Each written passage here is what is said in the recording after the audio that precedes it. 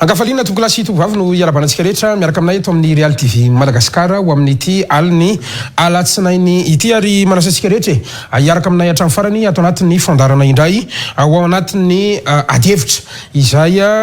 fandaritsika ary efa nampafantarana tamintsika ihany koa adihevitra izay iresana mazava ho azy ny rahapirenena ny tontolon'ny politika ny fifidianana indrindra ihany koa ny fitantanana raha-mpanjakana izay misy ao anatiny zao fitondrana izao raha ny marina dia nisy ny antso izay nataony avatsika avy any ivelany dia ny vahintsika koto lehilahy mahitsy ambo ny amin'ny angataka anao débat face amin'ny ministre teo aloha Paul Larabary zay mpikambana ao anatin'ny UPAR moa izy ankehitriny ka izy ireo zany no vahintsika iroso ao anatin'izay ataontsika hoe adihevitra mifanandrana na ny contradictoire izay ka ny valintsika voalohany zany dia raisitsika mitiavana aloha ny vahintsika eto amin'ny plateau ny mato Paul Larabary mpikambana ao anatin'ny UPAR efa ministre teo aloha ihany koa miarabanao tompoko ary misaotra nanaiky ao anatin'izao adihevitra si fandaran zao tompoko miaraba tsika rehetra miaraba ny mpijery miaraba ny koto repi-dranomasina ary miaraba ny gasikara misaotra betsaka amin'ny fanasana ary manantena fa afanana adihevitra Mankasiraka tompoko arabaitsika manokana ihany koa ikoto lehilahy mahitsy ambo anisan'ny influenceur izy ao amin'ny tambadrotra serasera kanefa ny ihany koa tena manaraka akaiky an'ity fivoarana raha-pirenena eto Madagasikara ity anisan'ny nanana tsirikevitra na ny initiative manokana ao anatin'izao adihevitra zao isaorana manokana ianao aminatin'ny finiavana rehetrarehetra ary misaotra anao ihany koa ny amin'ny fanekena ny fanasana zany ao anatin'ny fandarantsika ao amin'ity alina ity misaotra ny Real TV sy ny ekipa Andriamatoa Gasikara manokana tamin'ny fandraisana dia miarahaba ny Andriamatoa Paul Larabary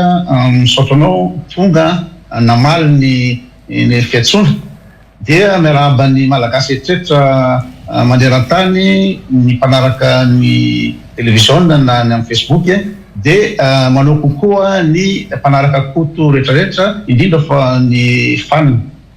Makasiraka indrindra tompoko irarinina mba ho adihevitra miabo adihevitra hiakatra ny ataontsika hoe niveau ihany koa mba tsy rehefarehefa amin'ny tany adihevitsika ho amin'ity androany ity ao anatin'izany rehetrarehetra izany avy hatrany dia vavantsika satria nanaitra ny maro ny fahitananao nga Paul Larabary ministre teo aloha nanapa-kevitra anohana ny candidat Andry Rajoelina filoham-pirenena teo aloha tamin'ny alalan'ny kabary zay nataonao teny amin'ny CCI vato ny zoma lasa teo ianao raha teo no filohan'ny antoko politika ny fireneko ary ny antoko politika ianao ihany koa dia nanaraka ny fanambarana tao amin'ny tambadrotra serasera fa manohana an'izay ataontsika hoe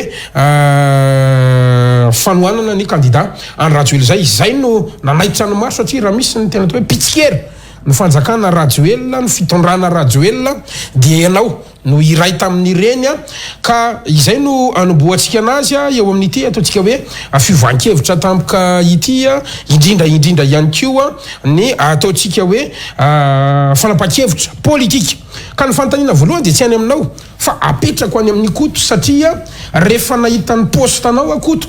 dia nametraka an'Andriamatoa Paul Larabary tamin'ny toerany ianao hoy ianao tao anatin'izay ranty na publication zay nataonao zay karazany diso fanantenana ve ianao karazany ataontsika hoe nivadika tamin'ny profil eritreretinao azy ve Andriamatoa Paul Larabary no nahatonga anao zany nangataka hoe avonina satria hatramin'izay nametraka azy tamin'ny toerany manam-pahaizana kanefa ny androany diso fanantenana ve ianao sa inona aloha ny antony lay ataontsika hoe réaction en chaud vao nahita ny fanapa-kevitra politika ianao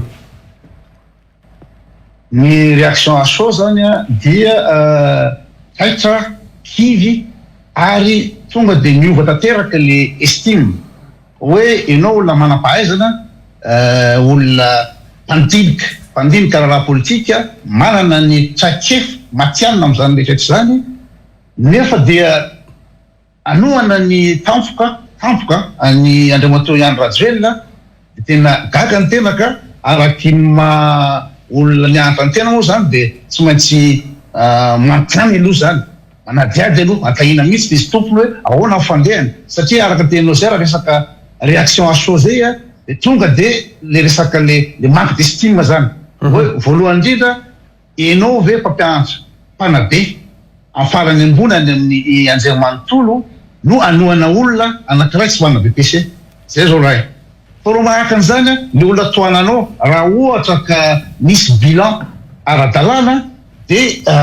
mba azo ekena ihany na ohatra hoe na tsy hoanana nivoara le olona le entina nefa le bilan catastrophique de fahatelo manaraka an'izany de le fiovoan-kevitra tampoka enao nandinika ny politika sy manana ny ligne politika anao anatin'ny 5 taona de tampotampoka teo anatin'ny tapavola anao to de mivadika tanteraka de zay zavatra zay zany no tsara ametrahana tsy azo zany le izy ary be debe koa tsy mahazo ny izy de tsara enao no mitondra zay fanazavana zay satria amiko de afaky tonga de tsara zany hoe le etika politique mihitsy zany no tsisy tsony eto Madagasikara de le honnêteté intellectuelle afa lazainao maly afa lazainao androany raha ohatra mantsy hoe mba hoe ohatran'ny lalatina fiarahan'ny tetra mafantatry eto fa zavatra teneny lalatina homazy fa misy mbola mpanohatra de tena afa tanteraka mihitsy no nahazo toerany lalatina de tonga de afa tanteraka tsy bady de am'izay fotoana zay zao hoe raha nivoany lalatina zany de tomba azo ekena ihany na de fa hita fa tena tsy rariny fa amin'ny fametrahako toerana ny inga Paul Rabary amin'ny fandiniana politika aza mpanaraka anao tena mpanaraka anao de tena gaga ny tena koa de diso fanatenana ve zany olona mpandi diso fanatenana tanteraka eny zay réaction so zay fotsiny lova idiratsika iny avy eo fa apetrako aminao ny zay fanontania zay ngaman'ny Andriamatoa Paul Rabary diso fanatenana aminao ny olona ary raha ny resaka koa teo de tsy manana n'lay éthique sy lay honnêteté intellectuelle intsony i Paul Rabary ny azonao avaly an'izay misaotra aloha mifanasana zara tiako resana aloha raha ohatra ka nanao an'ireny fanambarana ireny ny antoko politika tariako ka tsisy réaction ny olona de kivy hoe mandray fa matoa zany misy réaction be deabe ohatra zao de amin'ny politika zany mahavelim-bolo zany lay izy koto moa ny ampitan-dranomasina atao amin'ny caméra mijery koto moa ny ampitan-dranomasina mahalala tsara natao hoe politika fa mety tsy fantany angamba lay izy politika dynamique za mpampianatra politika mpampianatra sociologie politique mpampianatra théorie pratique politique ary ny tantara politika Madagasikara ty haiko tsara ka mangataka zany amin'ny koto mba aza mbola tapahana aloha sauf hoe tsy ampy le izy misy teboka telo matsy teo de alefako tsirairay le izy politika dynamique fantatry koto ve izy Andriamatoa Emmanuel Macron filohan'ny République Frantsay namadika ny Monsieur Hollande ve izy izay nommé anazy ho ministre de avy eo lasa président izy fantatry koto ve izy membre ny gouvernement ny Andriamatoa Emmanuel Macron président Frantsay ao anaty membre ny gouvernement ny Monsieur Emmanuel Macron de misy LR droite de misy gauche PS fantatry koto ve any Allemagne misy parti CDU CSU de ireo manao alliance niaraka tamin'ny Merkel firy taona teo amin'ny fitondrano ndraindray izy miaraka amin'ny droite ndraindray izy miaraka amin'ny gauche ny politika koto de zao tombontsoa amin'ny firenena ny jerevana fa tsy tombontsoa anatoko tsy mijery antoko politika ny fanaovana atoko politika fa ny tombontsoan'ny firenena. Ary mazava ho azy raha mijery zao anao ny any amin'ny parlement any Frantsa zany am'izao fotoana zao assemblée nationale misy extrême droite ao, misy extrême gauche ao dia atao ampovoany eto a misy renaissance dia atao amin'ny sisiny ato a misy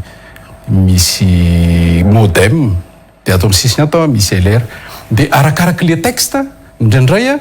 bascule kely mankaty amin'ny extrême droite ny pivot an'ny majorité any Macron dia indraindray a amin'ny hafa dia bascule kely mankaty ambony gauche na droite selon zany. Raha ohatra zao resaka hoe fikitikitihana ny immigration, question n'immigration dia indraindray ny renaissance parti any Emmanuel Macron maka kely aty amin'ny droite indraindray maka aty amin'ny gauche.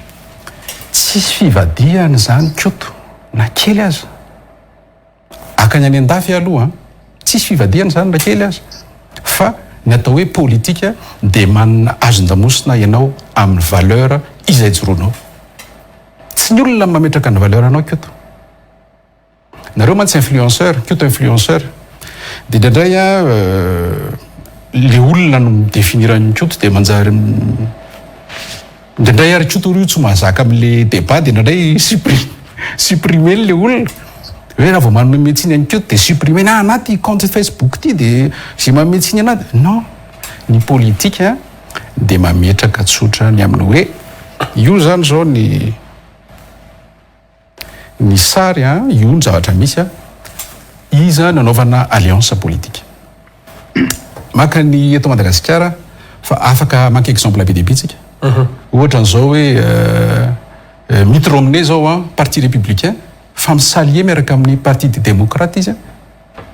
amelezana Trump nefa samy parti républicain. Mitt Romney ancien candidat any États-Unis. Maka ohatra Benjamin Netanyahu any Israël aty amin'ny droite izy dia rehefa ozonkozon'ny olona izy dia makany amin'ny extrême droite dia zao izy sahirana be amin'izao fotoana zao tsy ho gaga rapitso raha nanao alliance au centre izy. Une politique par définition c'est une question d'alliance dia normal be zany parti ny fireneko zany hoe président de parti koto manana kaskety aloha mpandinika fiarahamonina fa président na parti politique ny tenako ary ny parti politique dia manana ambition maka fahefara maka fitondrana. Ny parti politique misy anankiroa ny ahafahana maka fitondrana milatsaka na micréer alliance politique fa ny tombony amiko fotsiny dia maka ny exemple eto Madagasikara satria hovaliko zay ny tombony ana fotsiny zany atao 3 minitra isaky ny anina amizay mba aloha fitaiko le izy ny tombony ana fotsiny dia za manana ny fahaizana mamakafaka izay tsy afaka hoe ho teneniko anareo eto fa élection anankiroa zay no niseho teto Madagasikara élection présidentielle dia milazaiko anareo hoe namadika an'izy voalohany Andriamatoa Andrajoelina nanolotra ny candidat Edgar zay ny laniny antoko TGV TGV ty oui dia rehefa lany le izy dia hitanareo tsara iny fa nanolotra indray izy ny Andriamatoa Rajaonarimampianina tany amin'ny candidat ny turany Edgar ny tenako natolotra Andriamatoa Andrajoelina tamin'izao fotoana zany nanolotra n'Andriamatoa Rajaonarimampianina izy lasa indray ianao lasa indray nanaraka ny choix zany raha jerevanareo tsara dia ozy nareo mamadika non tsy mamadika fa manaraka ny ligne politika izay eritreretiko fa mety ao amin'ny firenena lany somatsara dia eo zany ny olona ny safidiko zany dia lany fa ny faninana taminao tamin'ny 24 indray le anasa aloha ny olona safidiko zany dia lany tamin'ny 24 reny ny tantara tsy niaraka tamin'ny Andriamatoa Rajaonarimampianina sady nifaninanao tamin'le patron anao tao amin'le fitondrana nifaninana tamin'le olona anaranao tany ambioloany hainao ve fa tamin'ny primaire tamin'ny 2017 tany Frantsa tao amin'ny parti républicain ny prime ministre Nicolas Sarkozy angery gasikara Monsieur Fillon nifaninana tamin'ny Nicolas Sarkozy tao anaty primaire ary resiny Monsieur Fillon amin'ny Nicolas Sarkozy ny Andriamatoa Alain Juppé tamin'izany fotoana izany miaraka le faninanana tsy diso a nareo ohatrany hoe fahadisoana ny faninanana zay parti libéral manaiky faninanana ka andraso aloha fitaiko le izy de mifarananao satria tsika mifanaraka hoe atao mitovy le temps de parole mantsy d'accord de ka iza zao ny objet ny attention anareo sady izy diso fanantenana de manazava fotsiny ny olona nitaonako zany lany tamin'ny 2018 milatsaka de tsy lany izy de natahoran'ny olona be deaibe amin'izao fotoana zao hoe misy boussole politique avy any amin'ny Paul Larabary satria efa ny be deaibe zavatra andresantsika teto Gasikara fanakianana maro samihafa fa ny zavatra nyteneniko be deaibe teto efa niteny zavatra anankiray fantatra ao ny tiako tenenina fa itsika tsy mbola fotoana propagande zao ary mitandrina tsara mihitsy mba tsy hiteniteny foana misy boussole politique avy any amin'ny Paul Larabary ka heritaona moaloha izy de efa nilaza noho ny zava-misy eto Madagasikara zay nga malofa ometsika fitenenana kely somary mihoatra kely anao de tokony mihoatra kely koa ny koto tonga de mamala avy hatrany ngambany koto ao anatin'izay ny politika de dinamika ny tombotsoa amin'ny firenena no jereny fa tsy tombotsoana toko argument ny entany teo zay dinamika ny politika araka ny filasany ary misy famarinana zany fa ny ligne kosa de conduite kosa amiko tsy tokony nova raha olona manana honnêteté intellectuelle satria raha miresaka izy ny ohatra fotsiny ao en France donc en France par rapport amin'ny François Hollande socialiste François Hollande de Macron misy ny économie tamin'ny andron'ny Hollande kanefa rehefa ohatra ka manana ligne vaovao Macron de le mouvement en marche de napiakariny ny mouvement en marche io mouvement en marche io nanapotika mihitsy ny gauche et droite normalement ligne droite izy moa i Macron am'izay fotoana zay de am'le hoe misy coalition sy misy alliance de mety misikotra kely i Macron any amin'ina voix ny extrême droite any amin'ny Marine Le Pen de misikotra kely aty amin'ny voix de gauche fa jamais hoe izy moa Mélenchon extrême gauche i anao alliance amin'ny izy moa Marine Le Pen amin'ny extrême droite zavatra tsy possible mihitsy zany tsy possible mihitsy ny nina fandehana ohatrany koa any États-Unis ny olona républicain tsy possible mihitsy izy ivadika tampoka démocrate fa raha ohatra ka misy zavatra zay de tonga de inao zany suicide politique raha anaty andafitra zavatra zany hoe inao zany tsy manana ligne hoe rehefa zao ny ligne tazomina hatramin'ny farany misy ny alliance raha ohatra hoe misy votina loi ohatra misy ao mikasika écologie na kasika hoe misy inao zany fambolavolan-dalaza na diro anatin'ireo firenena de mety possible misy alliance samy parti ireo hoe mitovy l'intérêt-tsika amin'ny ty zavatra ty ohatra hoe resaka prix la pétrole de mety hoe mitovy ny intérêt-tsika amin'ny ty fotoana ty de mety hiara fa jamais ny ligne politique hoe Jean-Luc Mélenchon no hiaraka amin'ny ianao propagande amin'ny ligne Marine Le Pen impossible za zavatra zany ohatrany koa amin'ny Angela Merkel tamin'ny CDU tsy possible mihitsy raha ohatra hoe ny ino moa zany ny mouvement ny néo-nazi zareo Dresden no hiaraka amina parti hafa ka zay ngamba no masana fa satria raha ianao mantsy ny olana mantsy de zao ianao miteny zavatra nefa tsy arahanao le zavatra teneninao resiko ohatra fotsiny ianao de nisan'ny teny tamin'ny androny izy moa Era-Jomana Mpianatra tamin'nao ministre tao amin'ny Era-Jomana Mpianatra hoe izy no ianao zany efa hoe roapolo taona anao no very ny raha ianao ka andriamatoa Era-Jomana Mpianatra no etretinao mihitsy hoe ohatran'ny solony raha ianao parahanao politique zay zavatra teneninao raha zany toeran'ny izy moa Era-Jomana Mpianatra de tena maro tanteraka zany manana confiance tanteraka nefa efatra taona aorian'ny avy tamin'ny mandat 10 taona nivadika hafa indray ianao nandeha namorona ny ino zany antoko ny fireneko ngamba zay raha tsy diso am'izay fotoana zay de tonga zany de amiko zany raha am'zany toerany era-jomampana de tena hoe poniard dans rideau fa rehefa fotsiny hoe mbola tsy vonona zany ny anaraka ny era-jomampana hatrany farany de tokony tsy hiteny mihitsy hoe ianao parrain politique mihitsy ianao de tonga ny 2018 milasa ianao fa tsy latsaka de tampotampoka teo ianao de latsaka tampoka de ohatr'izany koa am'izao fotoana izao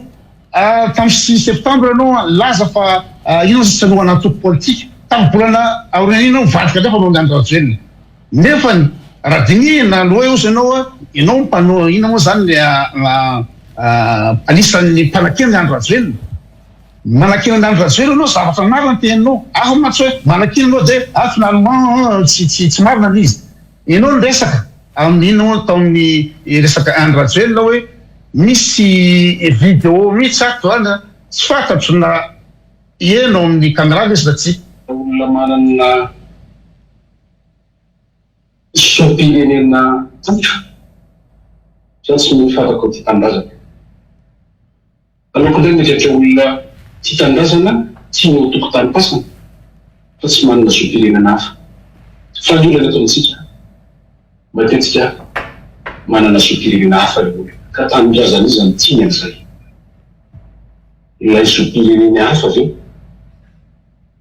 saila tanindrazana na tsy amitafoniny sy levenandrapisirafirapisy ka tsika nyteny mety malala da tsika mitady mety mivy zay zao tsy haiko na eno anatin'ny microle izy ianao zany de miteny hoe tsy possible mihitsy raha olona manana soam-pirenena vahiny ohatrany Andry Rajoelina no afaka hiaro ny tombotsoa ny firenena sa zavatra zany zao tsisy alliance na coalition azo atao am'izany mihitsy sy zany zavatra mipetraka tsisy hoe ny politika tamin'ny resaka écologie tamin'ny 2000 zao de mety zao fa io mazava be azarotenao le izy de ianao zany fantatrao pertinemment am'izao fotoana zao fa hoe olona manana soam-pirenena vahiny tsy possible miaro ny tombotsoa ny firenena satria manana firenena hafa koa izy ka ny tombotsoany izy no tadiavina de ianao milaza eto hoe ny tombotsoam-pirenena jerenao ahoana moa lazanao fa tombotsoam-pirenena no ianao zany no nitsinjovinao raha ohatra ka fantatrao ny bilan économique any Andry Rajoelina fantatrao ny catastrophe amin'ny resaka fahapotehan'ny androm-panjakana rehetra ny antenimieram-pirenena antsika Madagasikara zao fotoana zao tsy existe tsony tsisy zavatra décision raisiny hitanao ny kany ny motion de censure iny ny kaseny zareo tany amin'ny fampiatsona tany amin'ny galaxie ny kany justice ny kany justice hitatsika efa tsisy tsony zany justice zany eto Madagasikara ary raha migasy zao mafantatra zany ny mampimenimena ny candidat hafa am'izao fotoana zao de tsy fanana ny ACC azo ndamosina fa misy olona mibaiko azy de zany aketra zany tsisy ny lalàna tsisy ny androm-panjakana de aveo na ny évolution économique hoe raha resy fotsiny zao ohatra tany amin'ny 2018 ny ariara ohatra ny litatra ny pétrole fotsiny tamin'ny 2018 any amin'ny 510 aty amin'ny nango zany am'izao fotoana zao ny letatany lasantsy efa any amin'ny 5,000 mahery ny toerana Madagasikara amin'ny indice de fantatro tsara na amin'ny indice de développement humain fa zany tsy anazava an'izay fa tamin'izany fotoana zany tamin'ny 2018 tsika tany amin'ny larina fa 3,3 za tsy resaka PIB par habitant tsony zao satria efa ny problème na indice de développement humain ny problème atsika am'izao ny santé tsy ao fanabeazana tsy ao inona koa ny espérance de vie sy rehetra zany anatin'io daholo ka raha efa hitanao fa ny indice de développement humain miembotra firitsika ny vidin'entana ny vidin'ny solika miakatra be miariary ianao ihany resaka ao anatin'ny ina moa zany interview ny izy moa ny Abrahama ianao ihany resaka hoe raha mbola misy fitongana ny ariary tsy fafavoaka velively tsy feninao zany ary manana vidéo an'izay ny olona rehetraretra efa fantatrao fa catastrophique ny morany bilany Andry Rajoelina tombotsoam-pirenena inona zany le tadiavinao eto ozy anao tombotsoam-pirenena ka tsaranao mba tonga anao hifidy ny Andry Rajoelina omena anareo ny fitenena. Tonga dia mamala vetrany ngamba ny Paul Larobary ao anatin'izay le bilan sy le hoe tombotsoany izy no arovanao zany raha catastrophe skoto le bilan le olona hotoananao. Tombotsoa firenena. Tombotsoa firenena satria firenena tsy mila korotana. Ny zavatra tena nanosika anoana ny Flora Joelina ary ngamba ny le comparaison amin'ny Tioto indray ohatrany hafahafa efa niteny aty eo fa nanoana ny candidat nitoana ny natolotra Andriamatoa Rajoelina 2014 Andriamatoa itikara zavatra fa dia avy eo nanolotra ny Rajonary Mampianina indray izy Flo Rajonary Mampianina dia nanoana azy dia aiza le mivadika amin'izany aloha. Nambarany teo le hoe parrain ianao ny Flo Rajonary Mampianina rehefa tamin'ny anao tao amin'ny fitondrana tamin'izany fotoana izany. Dia miverina indray Monsieur Macron, parrain Andriamatoa Macron, Andriamatoa François Hollande. Ary nanontaniana izy moa mamoaka vidéo iny dia nanontaniana mihitsy Andriamatoa Macron mijery evinareo document amin'ny YouTube momba ny histoire ny ascension Macron. Ny politika tsy statika. Tsisy olona azo fehezina zany hoe niaraka amiko ty dia mandrakizay. Eto Madagasikara tsika akan'le teboka manampahaizana sy manampahaizana iny satria raha nisy olona leader politika enjatra eto Madagasikara Monja John.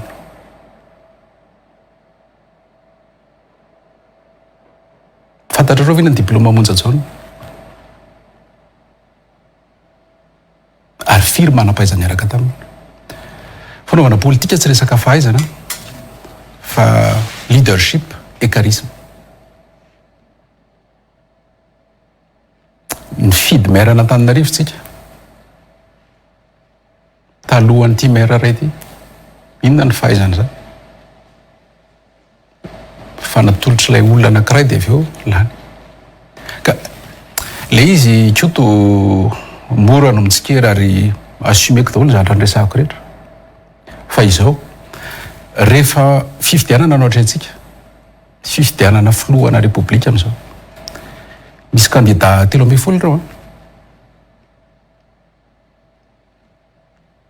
ny anankitelo amin'ireo ihany no mety ho lany mety ho eo ny fihetsika izy anankifolo na 12 no nahatonga nanapa-kevitra ny anoana ny Flora Joelina. Tsy misy candidat zany eo ambony match eo ambony terrain anao match misafidy ny adversaire tsy misy zany. Matoa ianao mijoro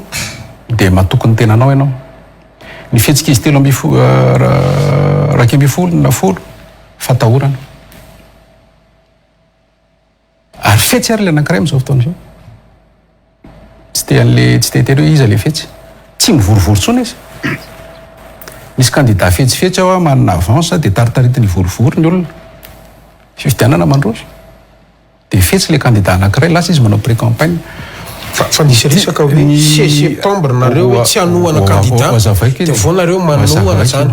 dia nisy fanazavana koto teo hoe ianao tsy kera hoe resaka nationalité zany dia androany ianao le fivadiana azonao valiana mahitsy fa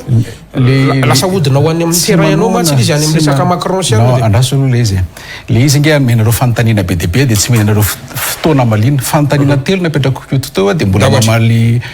fanontaniana telo indray dia lazainareo fa tsy voavaliko le izy. Matoa miakatra plateau dia amaly fanontaniana. Fa i Kyoto tokony miinsiste amin'ilay fanontaniana tsy voavaliko aloha vao manisy fanontaniana hafa. Dia averiko zany tsisy fifamadibadiana palitao nataon'ny Paul Larobary satria hatramin'ny 2014 dia efa nanaraka ny safidin'ny Flo Rajoelina tamin'ny candidat. Tamin'ny 2018 moa iny milatsaka. Iza no vadiako? Mpifidy ihany tokony ho vadiako raha namadika. Tadio tsara fa entre ny 2018 sy amin'izao fotoana izao tsy nidra tao anatin'ny fitondrany Rajoelina satria manaja mpifidy ny fidy ahy. Fa izao efa linina politika vaovao indray izao. Fifidianana vaovao nge izao 2018 2023 zao zany efa tantara politika vaovao no sotra eto Madagasikara. Eto amin'izay zany tsy voafatitry ny mandat na dia tsy ampiray isan-jato ary na dia tsy ampiray isan-jato ary ny olona mifidy a dia ny akeko ny safidiny hoe nametraka dia hoy ako mantsy mpifidy aho hoe za tsy misafidy dia tsy niaraka tamin'izany izy tsy hitra tanaty fitondrano fa manao ny rôle ny mpandinika fiarahamonina mpandinika fiarahamonina dia mikritika satria tsy manana safidy a tsy safidy ny filo rajoelona ary tsy nanohatra azy fa mijanona ampovoany fa raha vao niakatra teo amin'ny parti ny fireneko a dia hiverina anao politika ny ray samy hafa zany amin'ilay sociologue dia misy hoe statuerole mitovy hoe zavatra resahan'ny gasikara amin'ny zanaky gasikara sy amiko mitovy hoe ny resaky tsika sy gasikara sy resaky tsika sy gasikara efa tapitra io télé io teneniko anareo fa rehefa eto amin'ny télé eto gasikara dia manajana hoe monsieur le ministre fa izay sy gasikara efa miresaka ataon'ny gasikara hoe Paul dia za ve miteneny gasikara hoe or gasikara rehefa mbadiky ny anina kosa aloha azo atao an'izany Paul zany fa za nge ministre ka tsisy fifamadihana mihitsy zany ary famady mamadika an'izaniza raha ohatra ka nilatsaka tamin'ny 2018 ka meny ny vahoaka mandat na dia 1% ary dia miaraka amin'ny Florajoelona dia mamadika mifidy fanjanona faharoa rehefa niakatra nanao ny parti ny fireneko zany président parti ny fireneko satria avant en 2023 membre tsotra amin'ny parti ny fireneko dia efa anao politika amin'izay zany président de parti tonga ny fifidianana satria voavaloko zany zara tenen'ny Kioditary tonga ny fifidianana safidy ny atao safidy amin'ny candidat 3 dia zany no tena marina tsy nanao fanambarana zany hoe tsy hanohana candidat tsy hanjotraka candidat zay tena tsy vonona ny hanohana mihitsy ange gasikara fa tsy afaka herinandro tia mivadika nandrisy ny herinandro inona nataon'ilay candidat anaky 10 mba azonareo an-tsaina ve zany iza manakorotana firenena za nge tsy manana fahefana nininy za nge tsy mambarana nininy za nge mpanao politika tsotra candidat hiditra mametraka dossier dia milaza hoe tsy izy io HCC io tsy hoay ty candidat ty satria manana nationalité azafady ianao raha hiatrika za aloha raha mpianatro no miteny amiko n'izany hoe zany tsara mifo dia zay nao teo dia tsy izy non ny HCC ihany manana fahefana tsara ny lalàna resaka amin'io zavatra io ka le candidat zany a lasa tonga dia le arbitre anao siny tonga dia any amin'le arbitre tsy ako hoe zao mazava zany le analysiko nataoko tsika tary heritaona lasa zay hoe matahotra zany reto candidat anaky 10 reto satria raha candidat maivana zany lay candidat toanako dia tsy nataony ohatran'izao dia hiditra amin'le bilan ve afaka mamaly le bilan ve sao tsy afaka mamaly fa zany miderolona omeko hiditra amin'le bilan tsika fa omeko kely aloha tsy le bilan fa le fanontaniana le napetraka hoe bilan kely aloha ay le resaka zany tsy afaka mamaly mihitsy fa be dia be loatra le fanontaniana avary sao dia mamaly kely aloha koto satria sa mamaly an'le statistika za zany a manajany koto aloha kelikely zany aloha mamaly kely koto satria mazary tsy mibalansa le izy mantsy ny ina moa zany ohatran'ny me ina moa zany me manamarina le aiako zany mikasika le ina moa zany le fakiviana amin'ny le olona manampahaizana eritrereto satria ianao ve mpampianatra amin'ny université mpanabe ianao a no milaza eto amin'ny ina moa zany anjay manontolo fa tsy ilaina le ina moa zany le fahaizana raha hitondra firenena tsy ilaina le fahaizana hitondra firenena fa hoe leadership tsy haiko inona koa nitenenao teo dia atao inona zany moa zany ny inona moa zany ataontsika hoe ny grande école ohatra ny Sciences Po zay fanomanana olona homme d'état amin'ny politika ny administrateur rehetrarehetra ny ENA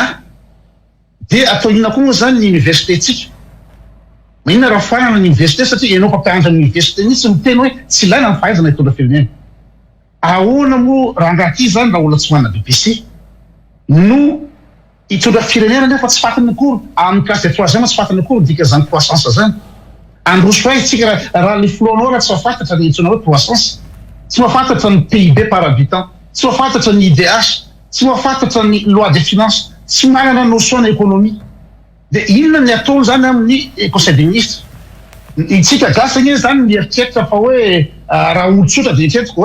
hoe ny gasy zany mieritreritra ny tena ny hafa indrindra raha zao tontolo zao satria ny fora rehetra raha zao tontolo zao raha Macron teninao io dia olona nanao finance avo lenta niasa tao amin'ny banque rothschild zany Macron zany raha ianao mahita ny fresque Macron rehefa manazavazavatra izy dia hitanao hoe tena hafa mihitsy zany mipetaka rehetra zany nefa jereo foloantsika raha manazavazavatra manisa raha tsy hainy hitanao leto manao tava de multiplication raha tsy hainy dia zay ve mieritreritrao ianao la universitaire andriamatoa Paul Raval fampianatra amin'ny université any ambony ianao manana DEA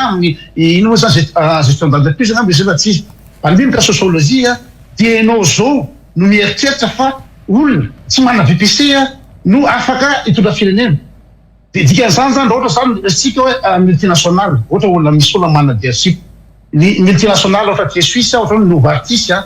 Nestlé na Roche dia zany hoe tsy ilaina ny fianarana ny MBA na fianarana management d'entreprise fa olona anankiray manana leadership miditra afovoany eo dia technicien daholo rehetra rehetra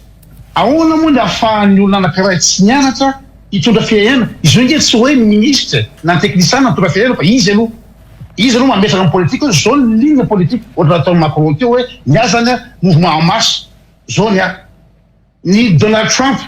dia niaza ny économie sy ny entreprise mifavoriseny zay ny fahafitovana azy amin'ina moa zany amin'ny démocrate dia izy aloha manana le ligne dia aveo maka ny manam-pahaizana izy anatanteraka le ligne ka raha ohatra raka eritretra izy maninona mouvance 2030 tsy pira le teneny le fomba fiteneny émergence ka izy raha tsy zavatra fatiny koa raha mikasika croissance tsy manao table de multiplication raha tsy hainy dia ianao zao en tant que mpampianatra université dia ahoana ny eritreritry nina moa zany ny mpianatra ao ahoana ny eritreritry ny tanora malagasy hoe tsy ilana ny fampianarana zay ray dia ianao miteny hoe no le fihetsiky retsy candidat sasany retsy hoe no natonga anao niova hevitra zany hoe zany no avy ny firenena zany iny la avy ny firenena hoe 10 taona mandaraka mijainy eto ny fahoriany vahoaka 10 taona dia no le fihetsiky retsy le mpifidy retsy na zany afa mpanakontana nefa zany tena andreo fa tsy mpanakontana andreo ary tsy hoe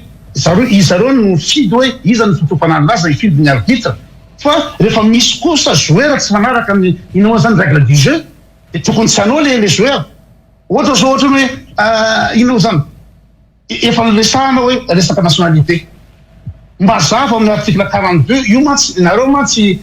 mpanao masturbation intellectuelle entinareo mazavatra compliqué ny olona amborenareo ny olona dia amin'izay ny olona tsy tan'olona tsony zay marina hoe ahoana ny fandehan'izy dia tsotra hoe ny code de nationalité hoe raha olona ina moa zany ampitoany ianao no mangataka supérena vahiny dia miala ho azy ina moa zany ny nationalité gasinao tsisy resaka décrena hoe déchéance nationalité tsy mangataka zao tsisy an'izany tonga dia miala fotsiny izay izy dia nareo zany amin'ny intellectuel anareo élite anareo dia nareo miamboreny olona manazava akany article sososao dia tsotra kely izy ka reo olona reo lazana rehefa mpanakontana nefa le olona mahita hoe olona tsy manana nationalité malagasy no milatsaka maninona na certificat de nationalité tsisy fantatra ahoana fandehany ary olo io olona nandafina n'izy nany nationalité satria tany amin'izy mbola nitondra tany amin'ny ino zany fitezanity izy nangataka nationalité matoa azony tamin'ny 2014 dia tsy possible mihitsy azony hoe nangataka andreo 2014 dia azony manao haute trahison zany izy olona efa manao haute trahison olona tsy manaraka ny lalàna manafinafin-javatra dia aveo validé ny HCC dia gaga ny olo nanina validé ny HCC nefa fa misy historique izy ka zay tsy fatokisan'ny HCC sy ny règle de jeu zany mahatonga andretsy lazana fa manakontana zay mahatonga andreo hoe aleo misy aloha ilamy le ty fandehan-javatra tia zay voalefa dia ianao zany ny argumentanao zany dia zao hoe satria retsy olona mpilatsaka fidiny retsy no afa ny comportement dika zany aleoko zany maka ny andro azy vely zay ny argumentandreo andro zany tena tsy ao mihitsy zany argument zany hoe zany misy olona tsy manara-dalàna anatina jeu le fait ny hoe misy olona sasany tsy manaiky an'ilay olona tsy manara-dalana anatin'ny lycée ny anoananao an'ilay olona tsy manara-dalana zany hoe didiny desandre zao zanako zany niady de ozanao matahotra zay foana naverimberanao matahotra iny resaka firenena nke tsy resaka hoe tahotra hoe matahotra zany inona moa ahoana koa ny olona tsy atahotra raha ohatra ny arsenal rehetrrehetra ny justice nanome certificat d'assualité anazy ny HCC mivalide an'le izy zay fa zita fa ny zavatra tsy mety ny semi efa fantatra fa izy nanoran'olona atao ahoana moa ny olona tsy atahotra satria ny arsenal rehetrrehetra any aminy araky ny tenen'ny Andriamatoa Arfidy zay hoe ianao andehanao baolina ianao mbola voery amin'ny miditra ny kianja anao hitanao alohan'ny anao hiditra ny kianja hitanao ny arbitre miara-misakafo amin'ny adversaire anao dina lazainao zay ngely izy voizina foana zay hoe matahotra voizina foana ka zay fa zany ambany be zany argument zany fatahorana tsy fatahorana le izy fa rehefa tsara dalàna le adversaire anankiray tokony disqualifieny zay ny fandehan'izy eny ary zay amaloha ny anjara mikoto tonga de miko kely amin'ny Paul afaka tonga de mamaly an'izay no sady mamaly koa miditra amin'ilay bilan ihany koa tsika satria anisan'ny bilan efa noeto amin'ny koto teo ny taux de croissance ny PIB ihany koa efa niresahany teo ny sandam-bola ihany koa efa niresahany teo avokoa toboka za aloha tsy d'accord amin'ny Tsoto mihitsy amin'ilay resaka hoe diplôme tsisy ao anaty lalam-panorenana milaza fa tsy maintsy manana diplôma no vao mahazo manao candidat amin'ny filohan'ny république eritreriny azy zay fa satria anao mieritreritra fa hoe rehefa manana diplôma zany de tsy tokony anoana olona tsy manana diplôma teteny aminao hoe Ronald Reagan ka inona ny diplômany acteur ange zany teteny aminao hoe Abraham Lincoln inona ny diplômany ny manahirana amin'ny resaka amin'ny Tsoto ary hita taratra moa zany amin'ny zavatra ataon'ny Tsoto fa Tsoto zany tsy miendry tsy mijery fa zay mahafinaritra ny Tsoto nataon'ny Tsoto fa ny tena marina io filoham-pirenena io na izy na izy dia tsy diplôma satria manana ny gouvernement izy manana ny conseil izy ny atao hoe président de la république tokony manana vision na fampandrosoana inona ny diplôman'ny François Mitterrand ny tena marina ny teknisianina ny tokony anampy filoham-pirenena satria le filoham-pirenena rehefa avy eo manome baiko de mametraka ary zay ny anisany anakanako ny filoham-pirenena hoe mangalahy nareo teknisianina mahay amin'izay tsy sahirana amin'ny nomination ny gouvernement anisany teny zany ijery iverenako le nationalité avy eo za taitra ianao fa za dia tsy ho d'accord amin'ny Tsoto mihitsy fa tsy azo fidina ny olona tsy manana diplôma sahala miteny zany ny Tsoto androany fa misy karazan'olona tokony mahazo fidina de misy karazan'olona tsy tokony mahazo fidina minomboka eo Tsoto natao hoe suffrage censitaire suffrage universel ny resantsika ny olona rehetra de mahazo mifidy de ny olona rehetra azo fidina tsy Tsoto milaza hoe izany no tokony président ny république mialatsiny amin'ny Tsoto influenceur Tsoto fa tsy Tsoto no afaka miteny hoe ity no tokony président ny république satria raha fomba fanaon'ny Tsoto amin'ny Facebook io no ataon'ny Tsoto amin'ny fanaovana politika de edivan'ny Tsoto daholo ny olona rehetra tsy mahazo miteny fa tonga de supprimer Tsoto daholo azo anapaka mihitsy fa anasa aloha manao argumentation tsika de alao aloha fitaiko ria fa mbananaja ny omena kely 5 secondes izy makina 10 secondes kely izy mamaly satria le izy lefa ny Tsoto daholo zany ny azy ny argument be dehibe an'izay tsikera de za koa mahay an'izany fa manjary lasa tsy debany am'le tsika raha tsy afaka manapaka sy manao hoe Paul avelako izy anao avelako izy anao aloha iteny de zako hoe le izy raha-pirenena Tsoto tsy afaka atao an'izany hoe izay mahafinaritra ny saina natao fa raha-pirenena mila fandiniana ka za tsy d'accord amin'ny Tsoto mihitsy ny amin'ny lazana hoe tsy maintsy olona manao Sciences Po na manao ENA hainy Tsoto fefa Nicolas Sarkozy président de république français tsy nanao Sciences Po tsy nanao ENA efa tsy nanao an'izany izy c'est un avocat eny tsy nanao Sciences Po izy tsy nanao ENA fa avocat izy hainy Tsoto ve fa Marine Le Pen amin'izao fotoana izao tsy nanao Sciences Po tsy nanao ENA avocat koa Marine Le Pen. Avocat izy. Manana fahaizana zany. Manana fahaizana zany. Fa tsy olona tsy mahay manisy. Andraso aloha. Manao Andraso aloha. Za rehefa tsy nanapaka ny tsoto. Anome baik. Za rehefa tsy nanapaka ny tsoto tapahana fa manjary tsy andeha ty débat ty. Ka mila masaka ty tapahana koa mato manao débat polaram-panina zany atrany manjary tsisy dikany izy mantsy. Za rehefa tsy manapaka dia tsy tiako ny tapahana. Fa raha hoe tapatapahana izy dia koa manao le izy. Azonareo zay dia za matatu kritika fa tsy tiako hoe tapatapahana le izy manjary tapaka amin'ny filinako. Dia ny tiako resahana amin'ny tsoto zany amin'ny resaka hoe manam-pahaizana sao tsy manam-pahaizana makanikah monja jaune. Misy manam-pahaizana be dia be manodidina monja jaune fa ny personnalité sy ny leadership monja jaune nanoana ny olona azy. Ary be dia be ny manam-pahaizana nanodidina azy tamin'izany fotoana izany. Mpampianatra filozofia, mpampianatra teny université. Dia ianao zany androany anontaniany Gabriel Rabiarmana, feu moa mialatsiny prof d'histoire, professeur d'histoire any amin'ny université bras droit ny Andriamatoa Monjajona nanosika azy ho filohan'ny République. Dia ianao zany ohatra amin'ny tehiteny, zay lazako hoe botolo be zany ny tsoto. Hita amin'ny fanaovana ny débat ny tsoto amin'ny Facebook iny ilay izy. Ianao zany mieritreritra fa tsy maintsy misy karazan'olona zay vao azo toanana ka soraty eo anaty constitution ary zany dia tsy démocratie ny anaran'izany satria manomboka eo zany dia lasa miteny hoe tsy maintsy misy karazan'olona manana diplôma dia isiteny indray ry ambadika ary dia tsy maintsy olona varia amin'izao no milazo milatsaka dia atso indray misy miteny hoe dia tsy maintsy lehilahy indray mahazo milatsaka. Suffrage universel tsoto nampifidy na ny olona fidinina mitovy hevitry tsoto zay dia respecteko fa hoe amin'ny tsoto olona tsy maintsy manana diplôma tant mieux manana chance kokoa raha izay fa izao amin'ny fanaovana politika zay olona manana leadership manana vision no afaka ho tonga eo amin'ilay fitantanana ny filohan'ny République. Teo ange professeur Xavier Bela olona tena farak'izay manana diplôma ambony be telo taona ange izy dia niongany. Teo ange Flo Erajona Rampianina expert comptable fitanareo tsara fa 8% no meny vahoaka anazy. Raha nisy candidat amin'ny 2018 manana diplôma ambony indrindra dia Flo Erajona Rampianina fa 8% ny azo. Tsoto ianao mipetraka any andafy, ianao tsy mahalala ny réalité eto Madagasikara. Za sociologue fantatro ny réalité eto. Dia hiditra tsy amin'ilay resaka nationalité. Nationalité tsoto marina ny teneniko. Marina ny teneniko fa ny olona eto Madagasikara mitantana firenena dia tokony anana nationalité malagasy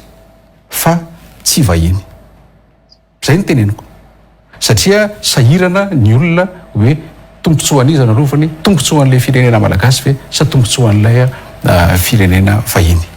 Oui, tsy nandahany zany fa izao tsy azonao lavina koa. Ny Filoha Rajoelina dia malagasy. Za zany tsy afaka misonde anazy en tant que olombelona malagasy izy hoe makaiza ilay izy na makaiza ny fony. Kanefa ty important be ty iresaka Ilzepartsika. Iresaka Ilzepartsika. Ainareo ve fa io Ilzeparts io na hoaisika na hoaiza tsy afaka omeny frantsay antsika io no miantony maro samihafa. Io Ilzeparts io zany nalain'ny frantsay taty amintsika tamin'ny famerena fahaleovatenantsika. Ka io nationalité io ho lasa chance ho an'ny Madagasikara ny fanana ny Filoha Rajoelina nationalité frantsay. Satria manino? Satria tsy ho raisin'ny filoha frantsay ho fahavalo mihitsy ny Filoha Rajoelina. Averiko tsara, tsy ho raisin'ny filoha frantsay ho fahavalo mihitsy ny Filoha Rajoelina. Tombony antsika io ary rehefa mijery ny zavatra rehetrarehetra tantaram-pirenena dia izao be dia be ny malagasy manana nationalité frantsay na hafa. Tombony ho an'ny firenena zany. Zao mantsy makanikah ny guerre en Ukraine. Hainareo fa ny guerre en Ukraine dia rehefa tsapan'ny Poutine fa tady ho any mitandrefana ny Ukraine dia io milatsaka eo izy ny guerre en Ukraine. Itsika tsy azo an'io îles éparses io raha tsy mahay négociation. Tsika tsy manana basy ange. Tsika nge tsy manana arme nucléaire. Français nge manana arme nucléaire. Maninona ny ty amin'ny 2023 ty vao miresaka îles éparses tsika. Maninona ny tsy azo zany rehetra fotoana maro. Maninona ny tao amin'ny Nations Unies tao a nandritry ny fotoana maro samihafa efa nahazo didy tamin'ny Assemblée Générale des Nations Unies Andriamatoa Didier Ratsiraka. Maninona izy tsy nahazo any îles éparses. Izy no maramila ho izy nangalatsika ny îles éparses. Misy stratégie anankiroa na ianao miady mivatana. Raha manana moa tsika alefaso ary, alefaso le maramila. Ndao tsika no volontaire andeha ho any daholo. Na ianao faharoa misaly amina grande puissance anankiray. Iza le grande puissance? Russie, États-Unis sy Frantsa tsy hiady noho ny îles éparses ao Madagasikara. Raha minitra sisa nananao. Soyons stratégiques amin'ny objectif. Rehefa tsapan'ny olona fa tsy ho adversaire anao le olona, on parle de géopolitique. Mampianatra géopolitique koa eny akatso raha ohatra ny tsy fantatry Kyoto. Raha miresaka géopolitique, raha tsy manana force ianao, il faut s'allier. Zany hoe chance ho an'ny Madagasikara amin'ny négociation amin'ny îles éparses Andriamatoa Andry Rajoelina satria tsy ho raisin'ny Frantsay ho adversaire mihitsy izy. Amin'ny lafiny ray izy mety ho eritreritrintsika malagasy satria tsika malagasy Frantsay fa zany teny aminao tsy nidarofany Amerikanina ve Japonais Fukushima sy Nagasaki tsy nipotehany Amerikanina ve Berlin fa miala tsiny aminao i Kyoto fa any Japon misy base militaire américaine, any Allemagne misy base militaire américaine, nefa mipotehany zany. Zany hoe ny olona zay nge mahavoatsika malagasy mandeha amin'ny fo. Io fo io amin'ny politika tsy miasa io fa eto miasa. Ny Japonais rehefa mipotehana dia izy hoe ok, mahafinareo rangaha. Potika izay maty daholo ny akabeazan'ny olona tany. Potika le ville. Tsisy sa mampiasa bomba nucléaire intsony teto ambonin'ny tany rehefa mipoaka ny Hiroshima sy Nagasaki. Zany Japonais zany nge mahavita attaque suicide. Toan'ny Japonais ady be kanefa zao rehefa tonga le fotoana napoakan'ny Amerikanina le bomba, inona ny zavatra niseho? Nanaiky ny Japonais. Izy tsy milaza fa hoe tsy tia tanindrazana izy nanaiky izy atao vetiny base militaire anareo nitsoahany zay tsy anao maramila intsony eo anivon'io ny Japonais zany nanaiky eo zay tsy anana armée intsony fa aloha tonga dia ity armée anareo ty miaro anay. Sahala amin'izany hoe ny Allemagne nge tamin'ity guerre ny Ukraine ity vao nametsaka hoe zay anangana armée indray tadio tsara kanefa zay aiza zao Japon, aiza zao i Angleterre, aiza zao i Allemagne. Ny fomba tsy mampandrosantsika malagasy dia zao tapitra le andraso aloha faranako izy ny fomba antsika malagasy tsy mampandrosantsika dia io toe-tsainy Kyoto io. Tonga dia mahitsy amin'ny Kyoto io teo-tsainao io Kyoto tsy mampandrosantsika io. Ny antony dia zao ianao misaina amin'ny fo fa tsy misaina amin'ny saina ary hita taratra amin'ny zavatra ataonao ny Facebook io. Ohatra, inona moa ny problemanao amin'ny Big NG? Inona ny tena problemanao amin'ny Big NG? Za malala amin'ny Big NG taloha tsy fantatro Big NG hoe namako na inona fa hitako fetim-bo amin'ny Big NG. Big NG tamin'ny 2013 boaky loatra zany izy. Dia nitombony izy. Dia raha vao ohatra ka tsy ekeny koty zany hoe Kyoto manana famarinana dia simbazomaina Big NG. Ka izao le izy politika ny resahana tsy hors sujet fa tsy hors sujet zany fa tiako ny fomba fiasany ny fomba fiasany mitady échappatoire mbola misy te mbola misy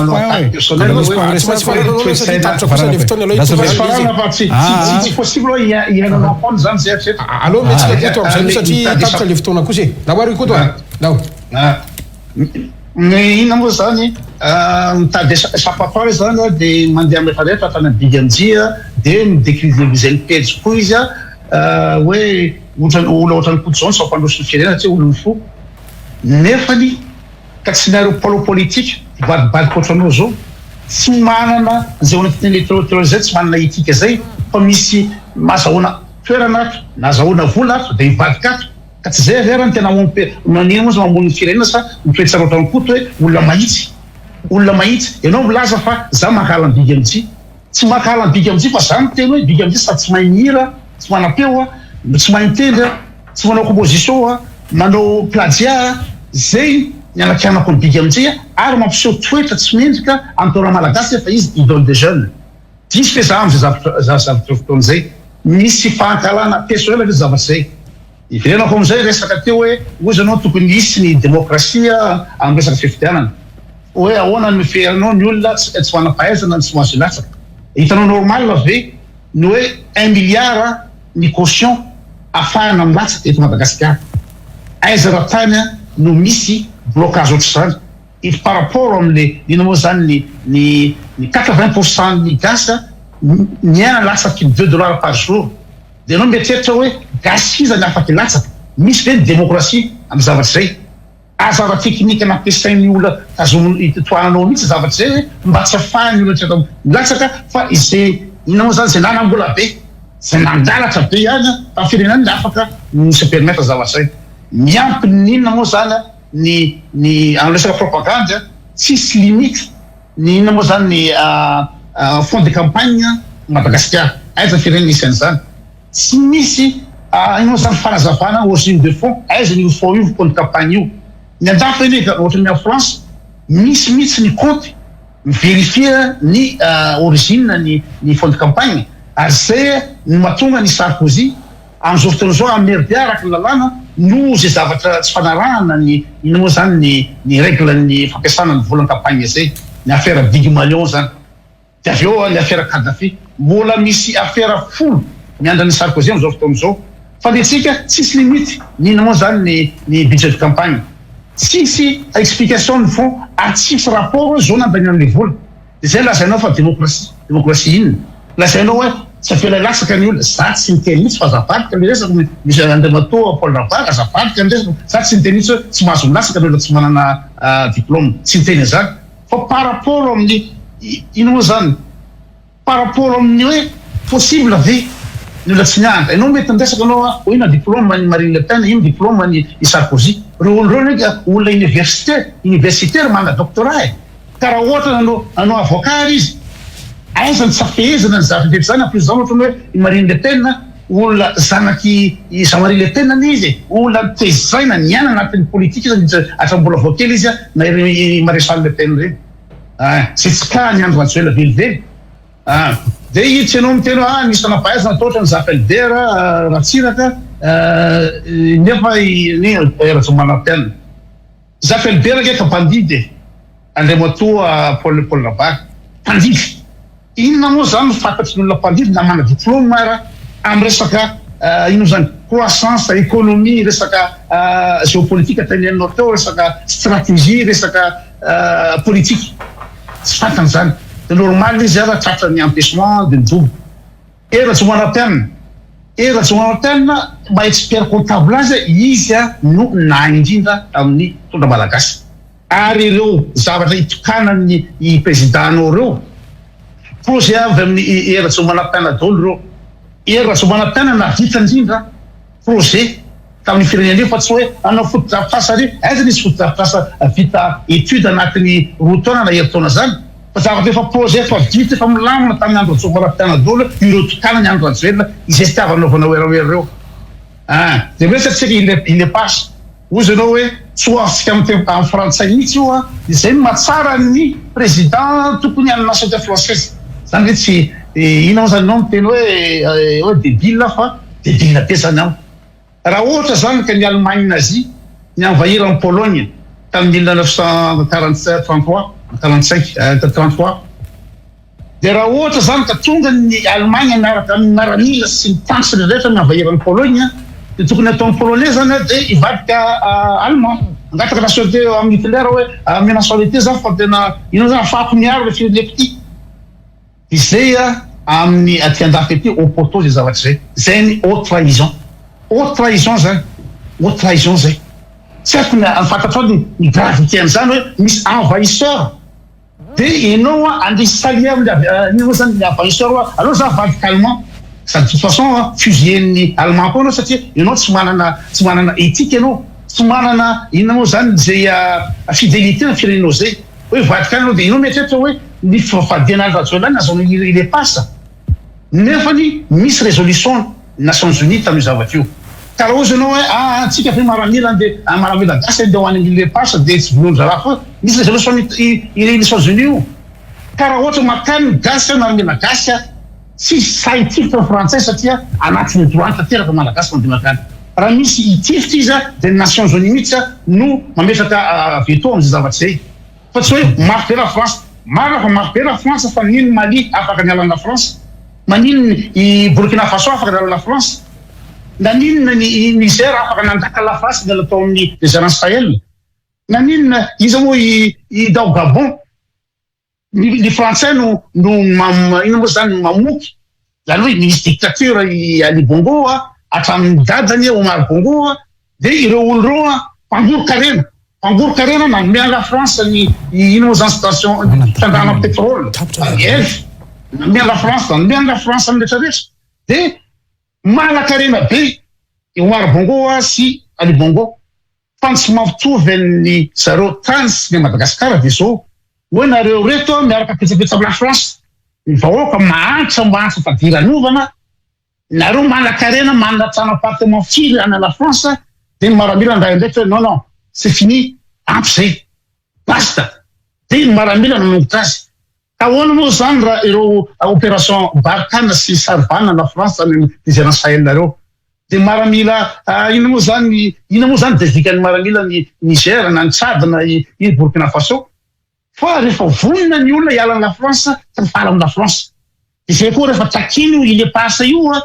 azo alainy io satria misy relation ino ny Nations Unies hoe ity anareo alay vo. Fa inona ny ampisakalany gasy io satria miaraka petsapetsa amina France dia soelaka amina France dia zao ny andro rajoelina vadika la France mihitsy vadika kelina la France. Taiza moa zany ny firenena mbandanty amin'ny andro rajoelina nandritra fitondrany anatin'ny efatra taona sy tapany taiza. Ineny izy ny voaka nanao visite d'état tsisy afa-tsy la France satria la France mibaiko anazy amretrarehetra hoe amboarina le sy téléphérique tsisy intérêt gasy mihitsy na miteny téléphérique zany langy zany hoe analany embouteillage n'importe quoi fa la France mibaiko an'io dia aveo ny entreprise frantsay ohatran'ny Colas sy Puma ino zany entreprise efa tsy crédible tsony tendaty ity no sermanao an'io. Ka zay fiarahana petsapetsa amina France zay nanongana ny ino moa zany ny maramila ny Ali Bongo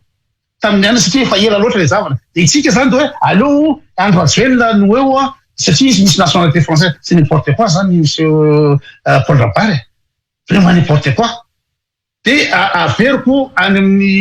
aminareo fitehana sy zatsy dia tiako ny manao masturbation intellectuelle taritina gauche et droite ava zavatra fantinana mipetraka lazainao fa ino fanaonao amin'ny Facebook ianao en Facebook ny olonanao en Facebook ny réseaux sociaux personnel zany fa tsy eto tokony ady hevitra antiremena. Zay no afatra avy any amin'ny koto tonga dia mamala vetranga Paul Rabary sy ny resaka masturbation intellectuelle izay hitondranao anazy. Ka tsy fantatra rehefa miresaka ny intellectuel lazaina fa manao masturbation dia rehefa avy eo indray lazaina fa hoe intellectuel tsy tokony za aloha tena varina mieritreritra zala tenen'ny Koto tena na varinana faharoa Koto zany mieritreritra fa tsy miendrika ho président zany Monjajona zay amiko leader politika lehibe teto Madagasikara dia eto indray zany zao Koto dia milaza fa tsy maininina filozafy Albert matoy izy niongana. Za aloha tena miloloha eo tapany lohako mihitsy ny filozafy Albert mialatsiny Koto. Zay nge niresako ny Koto teo hoe mitantana orinasa tsy mitovy mitantana société sy firenena. Orinasa société zany nianatra tao amin'ny SKV mitantana orinasa mila diplôme spécifique, mila comptable ianao dia mitady comptable. Ny firenena mila olona tia tanindrazana, mila olona leader, mila olona visionnaire. Ka ny olona mikataka nationalité ve tia tanindrazana?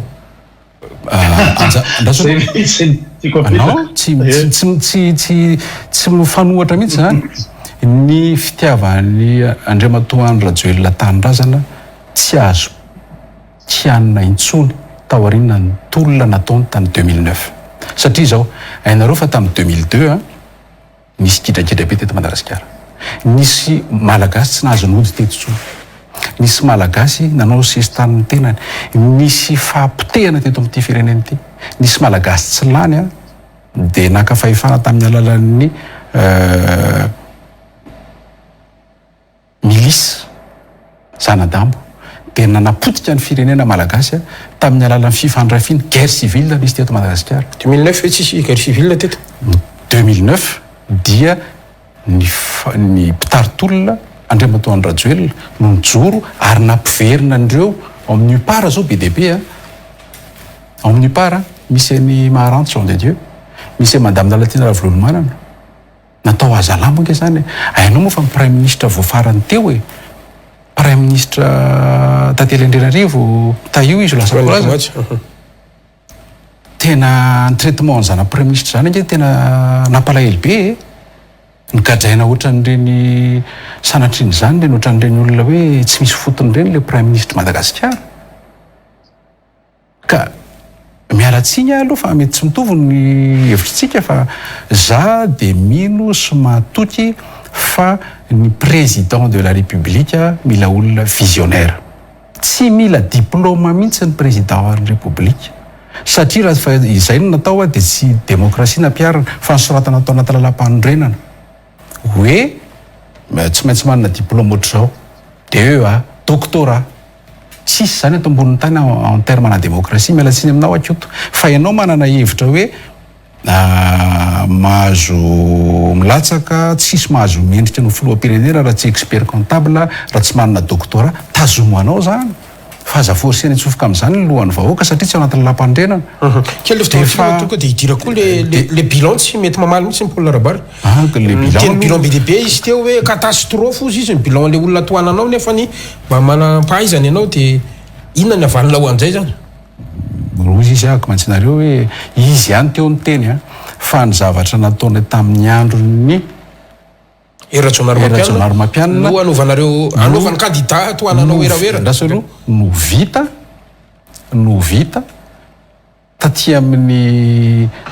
fitondran'ny Rajoelina dia lasa nitokana azy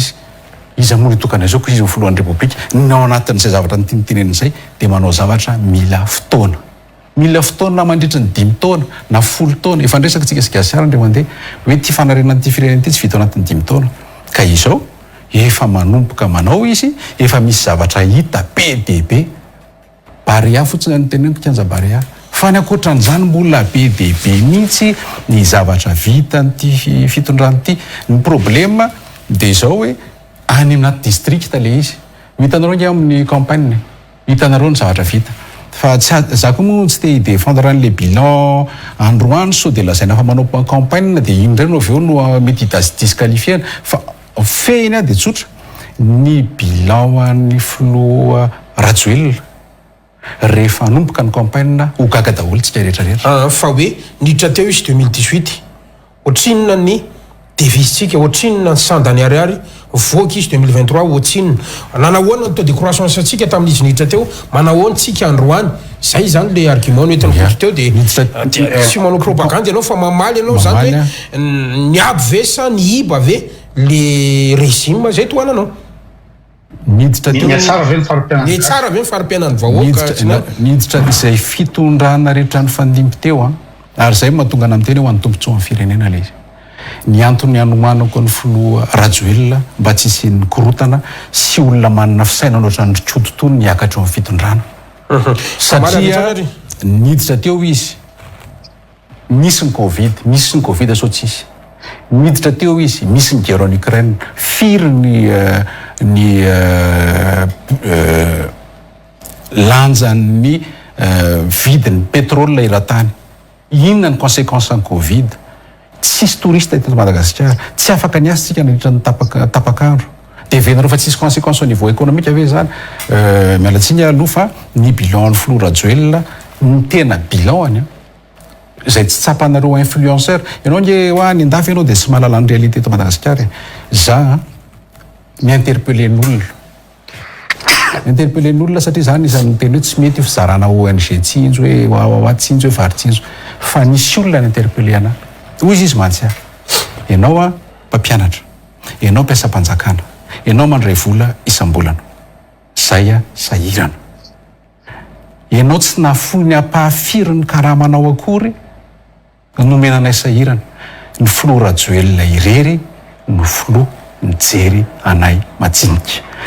Bilan tsy hitany tsoto any an-dafy zany, bilan tsy fantatry tsoto zany fa ny filoha rajoelona no anisan'ny tena nijery ny majinika teto Madagasikara. Fa raha tsy ohatra ny ary tsy nanome an'ireny varitsinjo reny izy zany isan'ny tena tokony mamboly vary fa dans l'urgence mizara vary izy aloha ary c'est tant mieux an'le vahoaka fa tsoto mieritreritra angamba fa ohatrany any Suisse angamba eto Madagasikara miala tsiny aminao ary tsoto fa tsy any Suisse eto Madagasikara,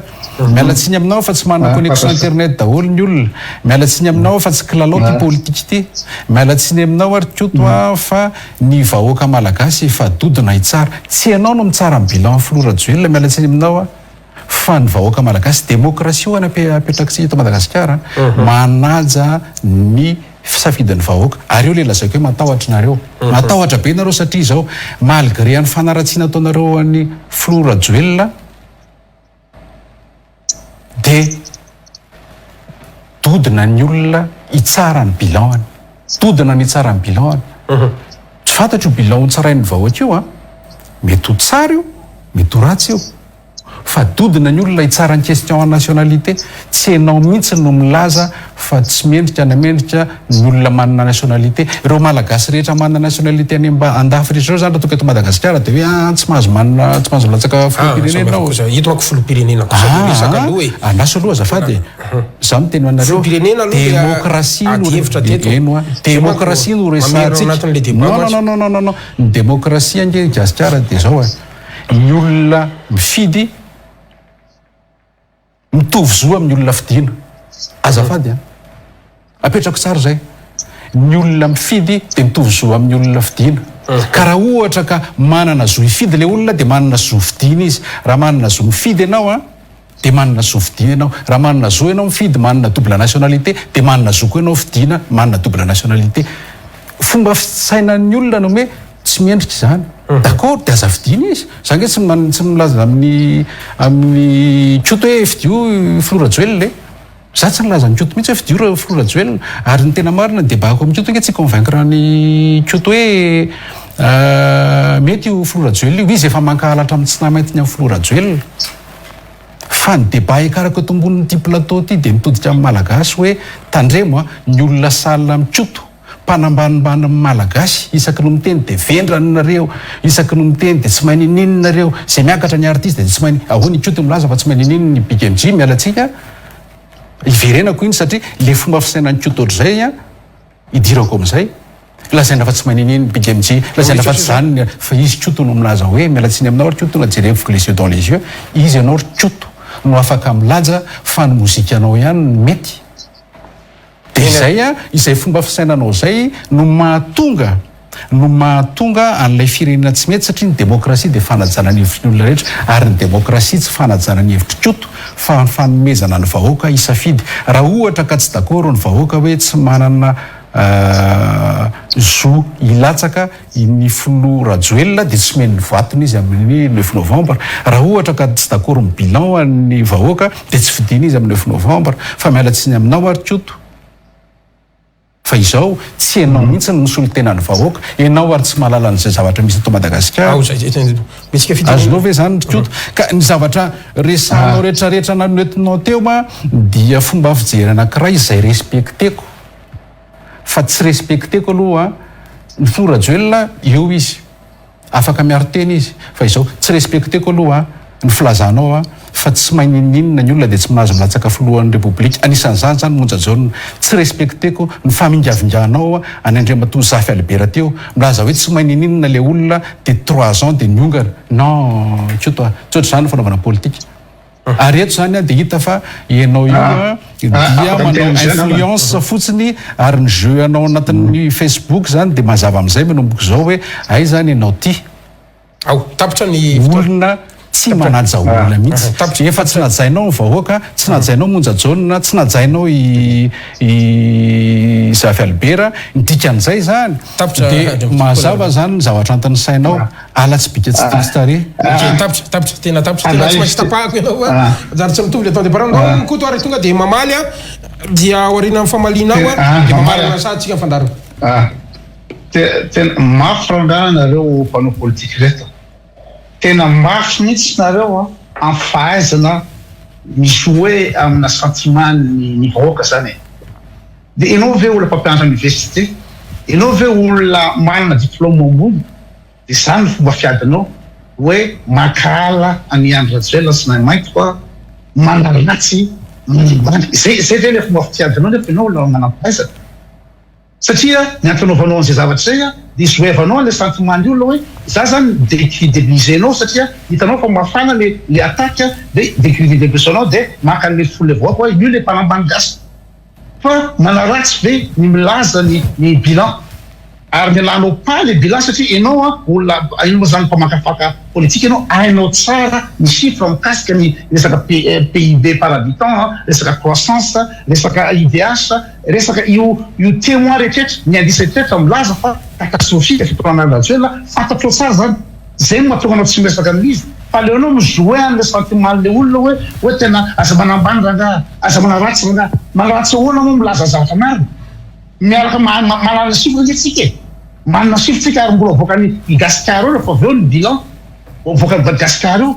fa tena kiva hoe ndraiky aloha voalohany amin'ny le fomba fanao politique hoe miala bala le réalité hoe zao ny chiffre concret de le olona l'adversaire anao no décrédibiliser anao personnellement hoe ianao io ohatranao ny sampandroso ianao de ozy ianao tsy kilalao politique izy moa manao any politique kilalao ka tsy nareo zao sareo zao manao ny politique sy manao le fiainam-pirenena kilalao hoe androany ianao mety mahazo volatra ianao androany ianao mety azo promesse naturelnaty ianao dina ianao fa mivadika de manao ina moa zany manao tsy olo batita de ohatr'izay de ianao ve milaza fa hoe tsisy olo ohatran'ny Andry Rajoelina ity vahoaka satria izy ny zaravary ve etretanao Andriamatoa Paul Rabary fiandry université fizarana vary be zay ve mbaolana amin'ny firenena fizarana vary Eric Cantone tena mialatsiny aminao fa tena tsy fateraka am'le niveau zany tsy fateraka hoe resaka intérêt ve no anaovanao an'izay tsy maty be zay resaka intérêt ve no ilazanao zavatra zany ianao en tant que manam-pahaizana niestimeko anao zay araka ny tamin'ny voalohany teo ny antosanao vakadefla taonao taloha de fetretako hoe ambony be anao zany manana fahalalana anao manana fahaizana de lepo tsy miteny nefa raha zany ny raisonnement anao hoe resaka fizarana vary hoe Eric Cantone no mena ny olona de tena tia mivahoaka many Andry Rajoelina ary discours ny Andry Rajoelina mihitsy ampiasainao zay fa raha ohatra ka olona hoe hitondra firenena tsy tokony hanafatra vary zany anatin'ny 20 taona araky ny filazany ty tsy hanafatra tsy tokony hanafatra vary zao raha katsaka andaro mbola afara zay tellement araky ny tenen'ny madama Ibrahim Mali tany midadasika tany mavokatra de manino tsika nanafatra vary de ianao zany mietreritra zany anao fa hoe fanomezana vary amin'ny envoli iny zany etretanao fa vahoana ao am-pirenena zay ve zany le ina moa zany le maha olona manam-pahaizanao sy mpandinika toekarenanao de anao milaza fa aifody tsy mipetraka aty bien sûr za tsy mipetraka any raha mahafantatra mijaly ny olonao ao Madagasikara ao izy milaza fa miaina saina ao Madagasikara ao ireo somara za mipetraka aty mba misy zavatra hoainy fa ny olona menameninany mpisanany sanandro mba mivola hiditra ny mpiandro tsy soresina koa mba miansotrozao zay ny afatarako ny zavatra zay ary tsy voatery hoe sur terrain mahafantatra ny réalité ny Madagasikara any fa hitatsika amin'ny chiffre zany ary hitatsika amin'ny zavatra mandary sanandro tsy falipalemana ny dalo famonon'olona ny alatra ny PPN sy takatry ny olona ny vidiny maro miakatra tandretra zany tsy resanao mihitsy fa ianao mietreritra tena titandrazana hoana moa i Andry Rajoelina tandrazana hoana moa i Andry Rajoelina raha ohatra ka eo amin'ny fitondrana firenena zao manana responsabilité izy ny tompony raiky fa avo indrindra amin'ny firenena no izy mangataka nationalité vahiny de vao miala eo amin'ny fitondrana eo izy de fa mody any an-tanindrazana France zay ve le olona titandrazana ny zanany tsy hoe attaque personnelle fa en tant que ianao za chef d'état no tokony ianao modèle ny zanana koa tsy ampianaranao Madagasikara de zay no titandrazana olo dana tsara université Madagasikara dia zany zana foa nianatra io ary nyteneniny Razafinjoelina candidat anankiray dia laza hoe zaho izy olona fitanindrazana ny zanako dia nianatra eto Madagasikara manambola Razafinjoelina taina Razafinjoelina manana moyen afahana mandefa zanany velo koa aleo eto Madagasikara zay ny olona fitanindrazana dia ohatra zany koa misy ny fitsaboana resaka fitsaboana ny aho izy na ny reno masy tao amin'ny Israel aerobique ny ava tsaboana satria io ny Madagasikara io fitiava-tanindrazana dia daholo zany olona fitanindrazana fa tsy ny olona hoe ny fady manjana mipetraka any an-dafy ny galavina any an-dafy tany miaina amin'ny luxe miaina amin'ny luxe aiza nisy inao zany nakely Suisse tsy manana moyen hidirana amin'ny école hôtelière ohatrany ataony zanaka any Rajely io 153 000 euros par année ny écolage fotsiny akoatra ny trano akoatra ny sakafo akoatra ny transport akoatra ny fiainana andavanandro miaina amin'ny galavina izy ty manana village rehetra zany ve le olona ty tandrazana lazainao tapitra ny anjarany koto raha manaka valy Paul Rabary dia voantsika mandravona ao anatin'ny fandarantsika mamarana azy averiko indray Tsoto averiko indray amin'ny Tsoto ny hevitry Tsoto azo raisina ambolona tabatra fa tsy Tsoto no mifidy eto Madagasikara raha ohatra mikay Tsoto rery mifidy eto Madagasikara dia angambany tsy azo raisan-jato ny Filoha Rajoelina fa soa ihany fa tsy Tsoto ny olona omeny Tsoto tsiny ny malagasy fa vendrana i Paul Rabary manampaizana fa tsy maininina tsy fantatra inona dikan'izany ny vavaka tsy ilana azy fa miandry an'i Jesosy zany raisonnement zany noentin'ny Tsoto eto ambonin'ity terrain ity rehefa fantatra fa izay le izy dia avy eo rehefa avy nitenendreo zany ny Tsoto malagasy vendrana ny Jesosy zany fanindrinindrinanareo malagasy zany fa tsy isy dikan'izany fa nivaivanan'i Jesosy foana nataonao teo amin'io Facebooknao io milaza indray zany ianao eto hoe ny artiste tsy mahay ninina edivanao daholo ny artiste rehetra ary mahavarina fa ilay artiste malaza amin'izao fotoana izao rehefa teanao artiste ianao Andriamatoa Tsoto dia manaovy ianao artiste fa aza ny olona dia zay raisonnement zay dia satria ianao manana an'izay fomba fijery zay dia mametraka décision ianao androany Andry Rajoelina tsy tia tanindrazana olona mpiteny hoe Jesosy tsy misy olona mpiteny hoe malagasy vendrana olona mpiteny hoe artiste tsisy ilana azy Big MJ averiko aminao indray fa tsy mahavita ny ampafolon'ny Big MJ ianao zay ny teneniko anao tsy mahavita ny ampafolon'ny Drizade ianao dia io resaka io ny fomba firaisonnement Tsoto ngeno azavaiko amin'ny vahoaka tandreminy vahoaka ny olona sahala amin'izany no tady hiteny aminareo fa tsy tia tanindrazana ny Filoha Rajoelina olona tsy mino an'Andriamanitra olona manimbazimba fivavahana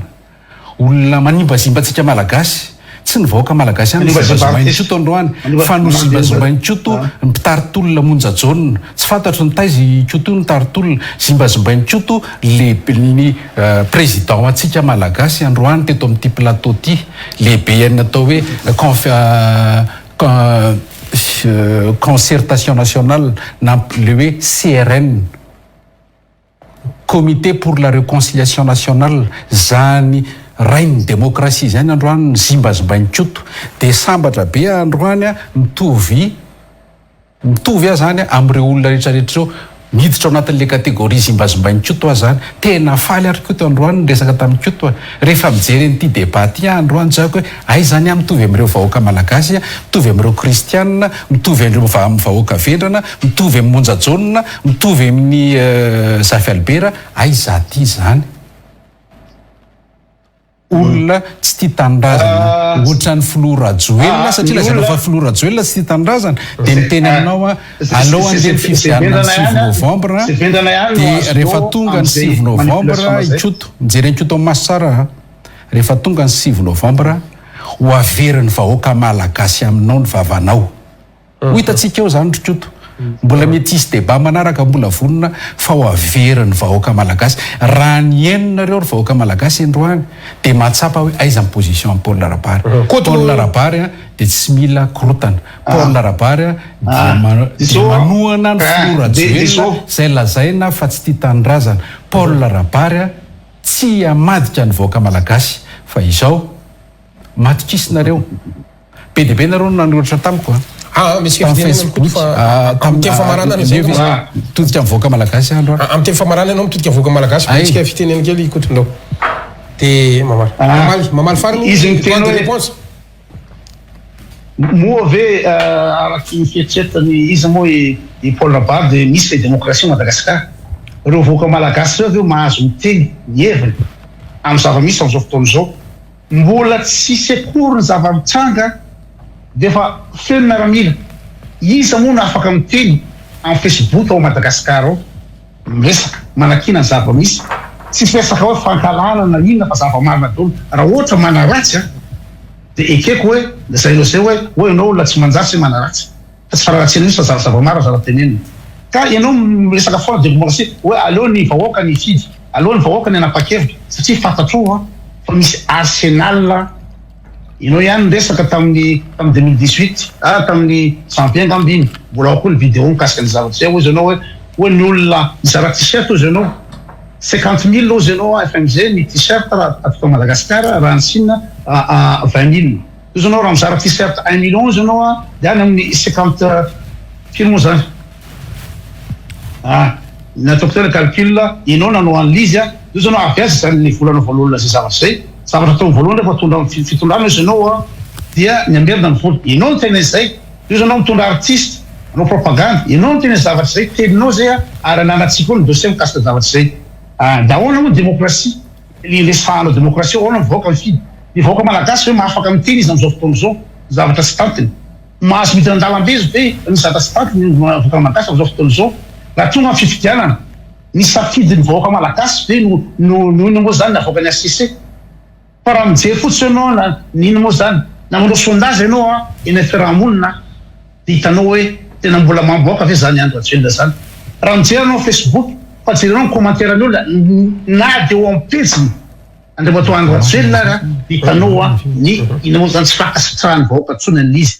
fa mivoaka malagasy tsy afaka anao ninninona ka raha miteny anao ho hitanao zavatra teneninao zay menasaka iny ataonao zany andriamato Paul Rabard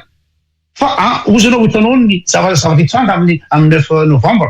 dia sûr zany ianao en tant que ianao zany mpanadiady mpamakafaka toedrana politique ianao dia ianao fa mieritreritra fa ny soahany vahoaka malagasy no hitsango amin'ny 9 novembre tena le de volonté le malagasy hoe hitsango dia ianao ve zany dia tena tsy manana honnêteté mihitsy tsy manana objectivité mihitsy fa dia mauvaise foi foana dia za no aratsinao eo hoe za tsy mino Andriamanitra za olo zao zay ve nianao nareo zay ve le fomba fiady olona manana diplôme tsy haiko agrégation sa ino ameko anao mamaly kely farany izy dia samy meko teo famaranana avy zany nareo maranantsika anazy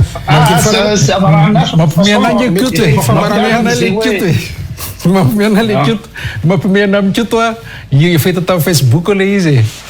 mampimeana ny kioto mahay mitsikera fa tsy mahazaka tsikera kioto rehefa mitsikera olona dia mahazaka tsikera ianao na matotra tamin'ny teniko dia efa mba fatorako amin'ny teninao ianao marina ve fa maningavingan'ny fivavahany ianao so tsy marina ve fa manadondrona vahoaka foana lazainao manompa vahoaka isan'andro ianao marina teto amin'ity plateau toy ianao androany nanizingizana fa tsy mendrika no filohan'ny repoblika raha tsy olona manana diplôma manizingizina mpitarotolona monjajonina ianao amin'izany zay monjajonina dia tsy manana diplôma na inona amboniny diplôma monjajonina ny florajoelina marina ve ianao androany fa nanimbazimbany Andriamatoa Zafy Albert lazainao fa tsy mahay ninninona fa mpitsabo iny ka tsy tokony hitondra firenena marina ve sa tsy marina androany ianao dia milaza fa hoe manao menasy ianao tsy manao menasy ianao fa miteny fotsiny tsy ho hainao ny valy no avoaka ny malagasy ianao raha ianao no élément en opposition ianao ngamba ny jokerana avoakan'ny opposition fa raha ianao ny jokerany avoakan'ny opposition ary raha ny tena marina ianao tokony angina satria manimba ny voan'ireo mpanao politika mpanohatra eo ianao lazalaza ianao fa mivadibadika manaika raha ohatra ny hoe raha izay ny tena marina fa za aloha mbola tsy nivadika tamin'ny filoha Rajoelina hatramin'ny voalohany ka hatramin'ny farany nanaraka ny safidiny foana fa izao ianao a mifidy candidat laza ianao fa hanohana candidat anankiray ianao marina sao tsy marina ve zay aloha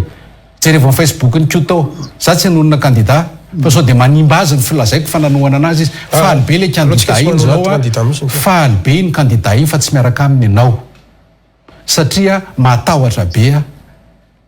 hoe inona ny ao ambady keritreritry ho Kyoto io avy eo ianao a nanohana candidat hafa tsy fantatra nataonareo taizana hitanareo vola tsy fantatra inona nanodikodim-bola ve nareo niala indray le candidat zao indray ianao a manohana candidat manotonona anarina na andritry ny telo herinandro ianao a anarina candidat telo mitononinao ianao ny tena mpivadika ary ianao mamadika tanindrazana satria izao ny vahoaka malagasy mihitsy ny vadibadianao sy hitsakitsahanao ny tapindohany napotranao amin'ny Facebook zany a nasehonao androany zany a ny mpitaritolona any atsimo lazainao fa tsy mendrika hitondra firenena professeur Zafy Albera reharehany avaratra lazainao fa olona tsy mahay ninninina mialatsiny Kyoto a nampiseho ny saritavanao ianao androany nampiseho ianao a fa olona aigri ary olona tsy azo kianina mety manakiana amin'ny Paul Rabary tsy mampanina lange za nge fa zatra an'izany Kyoto fa raha ny zavatra tiako ho azonao androany dia izao tsy tompony fahamarinana ianao tsy manana ny marina ianao a fa raha demokrasia ny resahana ny vahoaka ihany ny tompony fahamarinana 50% ny vahoaka ampiana anankiray izay ny fahamarinana ary ny fangatahanay ao amin'ny UPAR satria tompony andraikitra ao amin'ny UPAR dia hoe aleo andeha ny fifidianana hitsarany ny vahoaka ny zavatra tsy mampitovy hevitra atsika na resaka nationalité na resaka bilan na resaka inona na resaka inona fa izao i Kyoto aloha androany tamin'ity débat androany ity dia tsy miova mpanimbazimba olona mitombo zany ny olona ny zimbazimainy androany mpanimbazimba artista mpanimbazimba vahoaka malagasy mpanimbazimba filoham-pirenena ka tsy olona sahala amin'izany afahana mpanimbazimba filoham-pirenena ka tsy olona sahala amin'izany no azo ampianaina mieritreritra fa hoe avita itora ny débat ara-dalàna io zany ny vahoaka moa zany no tsara sy mijery a hoe manao ahoana na izany natry zany a nametraka moa kotony amin'ny hoe tokony olona manam-pahaizana zany mitondra ny firenena fa ianao moa no napiditra ny hoe mojajonona sy ny tariny teo a ka io aloha ny vahoaka ny tsara angamba ao anatin'izy professeur Zafy Albera izy teny le professeur Zafy Albera tsy mahazo olona tsy dokotera olona tsy tokony ka ny tena marina tapitra le fotoanatsika tapitra le fotoanatsika tsy maintsy najaintsika izy andantsika satria ikotona nomboka ny teny voalohany dia ianao no namarana azy teo a dia zao ianareo zany a omentsika ray minitra avy a anaovana afatra na famitinana na ihany koa ny zavatra ambany manareo kanefa tsy nampitaina tao anatin'ny fandarana dia fotoanany izao koa satria zany a ikoto no ny teny voalohany teo a dia mba ianao zany ny teny voalohany zany a dia ikoto mamarana azy a faranatsika mifandarana mankasitraka amin'ny koto amin'ilay fanasany mankasitraka ny gasikara mafanana dievitra fa tombotsoan'ny firenena jerevantsika ary izay ny joroana eto androany a manohana tsy misy fepetra ny filoha Rajoelina Paul Rabary a ny safidy foana ny lalana natoro ny filoha Rajoelina nanolotra ny candidat Edgar Razafindrava izy tany Paul Rabary nanolotra ny candidat Hery Rajaonarimampianina izy tany Paul Rabary nainga hipetrapetraka Paul Rabary a hijery ny rapport de force politique fa rehefa nitambatra ny candidat anankifolo a dia mazava be ny rapport de force politique atahoran'ny olona kay a ny filoha Rajoelina satria ao an-damosiny vahoaka maro anisa tsy manao Facebook vahoaka maro anisa nahazo fanampiana tamin'ny filoha Rajoelina ny vahoaka maro anisa nijerevany a rehefa tonga ny cyclone ny vahoaka maro anisa na sahirana na manan-karena na mpivavaka na tsy mpivavaka na FFKM na secte na BDB mihitsy mpanao fanatanjahantena moa tsy resahako tsony satria misy manatria ny kianja mibary asa ny kianja manara-penitra rehetra ny Florajoelina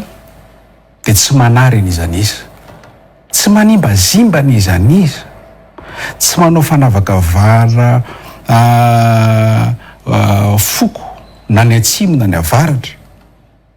misokatra mihitsy ary efa vitany Florajoelina ny fampiavanam-pirenena rehefa mametraka an'io décentralisation effective io izy ka normal be Paul Rapary raha mijoro manome anazy indray fanohanana olona ny atolony aza ny toanako hoe tia ny kandidako maika fa izy mijoro eo dia miteny antsika vahoaka aza manakirebireben'ny mpanohatra tsika. Hitanareo ny fomba ny Tioto teo reny ny fomba mpanohatra eto Madagasikara,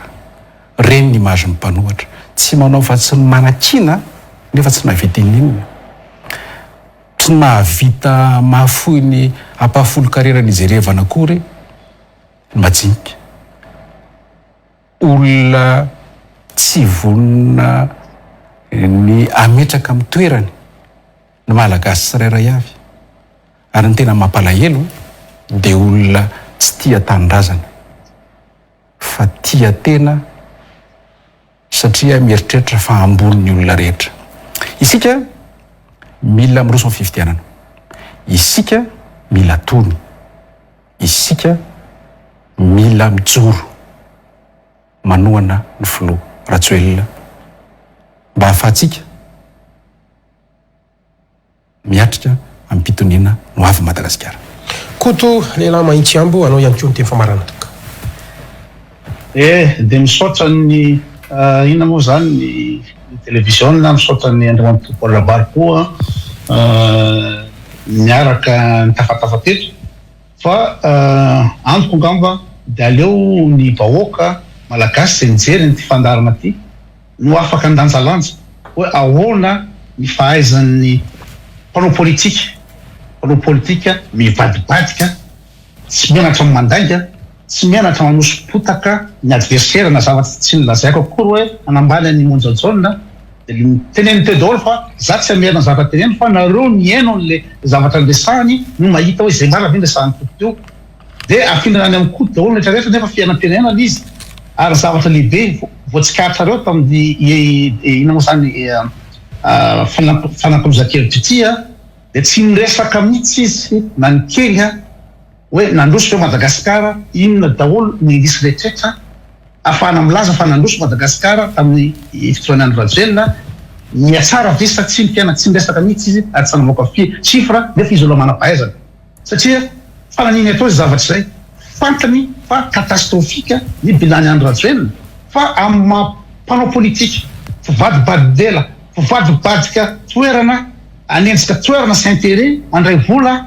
dia reny no ataony ka reny mpanao politika ohatry tono dia ny tokony inonareo teny ny malagasy n'olo ohatr'izao hitanareo tsara fa tsy nivaliny mihitsy resaka bilan tsy nanome chiffre mihitsy nandroso sa nianatra Madagasikara efa tsika dia mahafantatra hoe ohatrina ny kilomivary amin'izao fotoana izao, ohatrina ny lasantsy tamin'ny ina moa zany tamin'ny fanombohan'ny fitrana Rajoelina amin'izao fotoana izao, ohatrina ny ariary tamin'ny par rapport amin'ny euro tamin'izao tsy niresaka mihitsy izy ny alany pardon zany rehetra zany fa mizoe amin'ny sentiment izy hoe mizara vary Andro Rajoelina ka titan-drazana efa dia fantatrareo anjanareo mitsara na titan-drazana Andro Rajoelina na tsy fa zao izy mialokaloka ny France izy amin'izao fotoana izao ka inona moa zany ny zavatra afatra mivoaka malagasy dia mandalao ny raha misy ajery lazainareo BDP miteny hoe koty manavendana gasy fa ny olona misaina tsy mety ny zavatra zany mihitsy ka misy ajery nareo aza manao an'le ino moa zany mandray le hoe aleo tsy mifidy fa tsisy varany tsy maintsy Andro Rajoelina lany fa aleo mifidy ihany rehefa misy lehibe ny elanelana eo amin'ny vato sarotsarotro angamba ny angalaran'ny vato satria tsika efa mahafantatra tsy afeno zany le tsona hoe secret de polichinelle arahana mba fantatra izy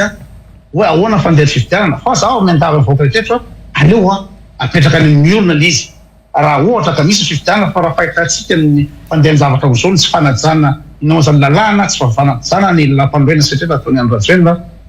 de tena tsy fantatra hoe ahoana ny fandehan'izika de raha ohatra ka tsy maintsy misy fifidiarana de anjaranareo any manapa-kevitra hitretrareo tsy ny olona ohatra ny Paul Rabary zao mihitsy no tokony hitena aminareo ahoana ny tokony fandeha hitanareo tsara andritry ny adiny ray sasany arahantsika teo mpanao politika izy ary ohatr'izao ny mpanao politika zay zany fa de misaotra indrindra misaotra ny gasikara misaotra ny mpijerytreta ian'izao tontolo zao makasilaka indrindra ny matozo zay firakotoarysona ikoto lela mahitsy ambo niaraka tamintsika tamin'ity alina ity mivantana avy any Soisa ny adevitra niaraka tamin'ny Andriamatoa Paul Rabary mpiambina ao anatin'ny io para ihany koa makasilaka indrindra tompoko makasilaka tsika rehetra isorana ihany koa koto raha mbola ao izy makasitraka isorantsika rehetra niaraka taminay tamin'ity alina ity ny Real TV dia mametraka ny atao hoe fahalalana maneho hevitra ny hevitra maro lafo anjaratsika na mamakafaka tsy mandinika ny ao anatin'izay hevitra maro lafo izay mba ahafahantsika miatrika ny hoavin'ny firenentsika manapitafy fa tompokolahy sy tovavy